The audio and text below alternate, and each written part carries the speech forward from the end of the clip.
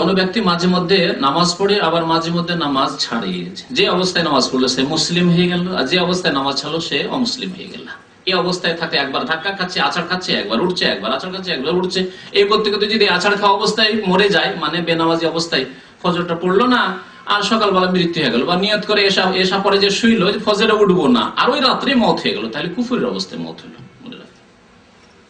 কারণ যদি অন্তর থেকে নামাজ পড়ে তো যেন সে তওবা করলো, আর যখন নামাজ ছেড়ে দিল আবার চলে গেল, ইসলাম থেকে বেরিয়ে চলে গেল। আবার যখন ফিরে আসে অন্তর থেকে আমি আল্লাহকে ভালোবাসি, রাসূলকে ভালোবাসি, তাই নামাজ পড়ছি, সুতরাং তাকে বলা যাবে যে মুসলিম।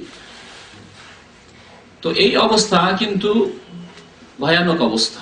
এই অবস্থায় আশা করা যায় না যে ইসলামের মত হবে, মুসলিমের মত হবে। সুতরাং আল্লাহ যেন হেফাজত করে মুসলিমদেরকে, এবং মুসলিমদেরকে বোঝার জন্য আল্লাহ তৌফিক দান করেন নামাজের গুরুত্ব। নামাজ হচ্ছে মূল সাবজেক্ট, আমাদের প্রথম সাবজেক্ট, এর হিসাব হবে। নামাজ নেই ইসলাম নেই।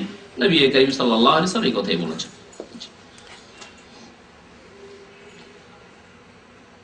আর এই কুফরের অবস্থা যদি মত হয় তাহলে চিরকালে জাহান্নামে, তারও জিজ্ঞাসা করেছেন।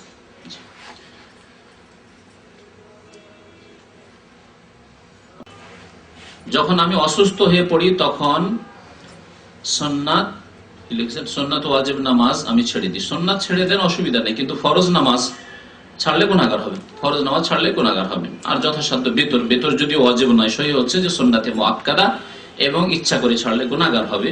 তবে অসুস্থ অবস্থায় কারো ছুটে গেলে, কখনো ছুটে গেলে আলাদা কথা, তারপরেও বেতর পড়ার চেষ্টা করবেন। কমের পক্ষে 1 রাকাত বেতর পড়ে নেওয়ার চেষ্টা করবেন, যাতে করে সুন্নাতে মুআক্কাদা আদায় হয়ে যায়।